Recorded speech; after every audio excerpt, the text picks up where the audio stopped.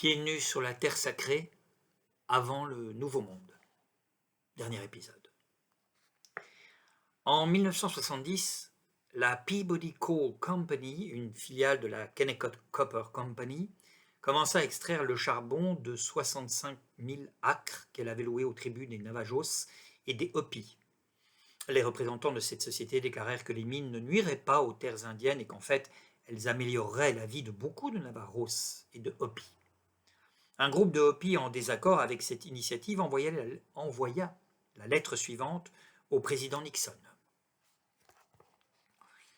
Monsieur le Président, nous, les authentiques et traditionnels chefs religieux reconnus comme tels par le peuple Hopi, détenons une autorité totale sur toutes les terres et vies contenues dans l'hémisphère occidental.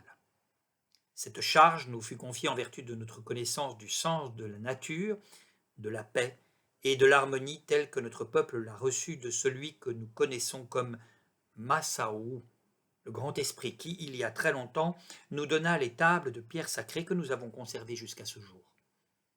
De nombreuses générations avant la venue de l'homme blanc, de nombreuses générations avant la venue des Navaros, le peuple Hopi vivait en un lieu sacré connu de vous comme le sud-ouest et de nous comme le centre spirituel de notre continent. Ceux de la nation Hopi qui ont suivi la voie du grand esprit sans compromission ont un message qu'ils sont tenus, au terme d'une prophétie, de vous transmettre. L'homme blanc, dans son indifférence pour la signification de la nature, a profané la face de notre mère la Terre. L'avance technologique de l'homme blanc s'est révélée comme une conséquence de son manque d'intérêt pour la voie spirituelle et pour la signification de tout ce qui vit. L'appétit de l'homme blanc pour la possession matérielle et le pouvoir l'a aveuglé sur le mal qu'il a causé à notre mère la Terre dans sa recherche de ce qu'il appelle les ressources naturelles. Et la voie du grand esprit est devenue difficile à voir pour presque tous les hommes et même pour beaucoup d'Indiens qui ont choisi de suivre la voie de l'homme blanc. Aujourd'hui, les terres sacrées où vivent les Hopis sont profanées par des hommes qui cherchent du charbon et de l'eau dans notre sol afin de créer plus d'énergie pour les villes de l'homme blanc. On ne doit pas permettre que cela continue, sans quoi notre mère, la nature, réagirait de telle manière que presque tous les hommes auraient à subir une fin comme celle qu'ils connaissent présentement.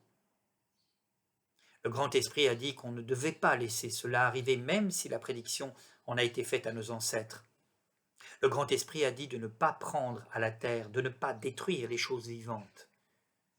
Le grand esprit, Massaou, a dit que l'homme devait vivre en harmonie et maintenir une terre bonne et saine pour tous les enfants à venir. Le peuple Hopi tout entier et d'autres frères indiens s'en tiennent à ce principe religieux et le mouvement pour l'unité spirituelle traditionnelle s'efforce aujourd'hui de réveiller la nature spirituelle du peuple indien dans tout le pays. Votre gouvernement a presque anéanti notre religion fondamentale, qui est en fait une manière de vivre pour notre peuple tout entier sur cette terre du grand esprit. Nous sentons que pour survivre jusqu'au jour de purification qui doit venir, nous devons retourner à nos principes religieux fondamentaux et réunir autour de ceux-ci les chefs de notre peuple. Aujourd'hui, presque toutes les prophéties se sont réalisées. Des routes grandes comme des rivières traversent le paysage, l'homme parle à l'homme à travers un réseau de lignes de téléphone et il voyage sur les routes et dans le ciel avec ses avions. 2 grandes guerres ont été faites par ceux qui arborent le svastika ou le soleil levant. L'homme joue avec la lune et les étoiles.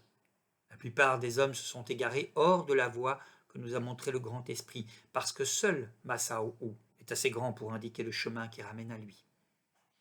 Le grand esprit a dit que si une gourde de cendres était renversée sur la terre, beaucoup d'hommes mourraient et que la fin de cette manière de vivre était proche. Nous interprétons cela comme les bombes atomiques lâchées sur Hiroshima et Nagasaki. Nous ne voulons pas que cela se reproduise dans aucun autre pays et pour aucun autre peuple. Cette énergie devrait servir à des fins pacifiques, non pour la guerre. Nous, les chefs religieux et porte-parole légitimes du peuple indépendant des Hopis, avons été chargés par le Grand Esprit d'envoyer au président des États-Unis et à tous les chefs spirituels une invitation à nous rencontrer pour discuter du salut de l'humanité, afin que la paix, l'unité et la fraternité règnent partout où il y a des hommes.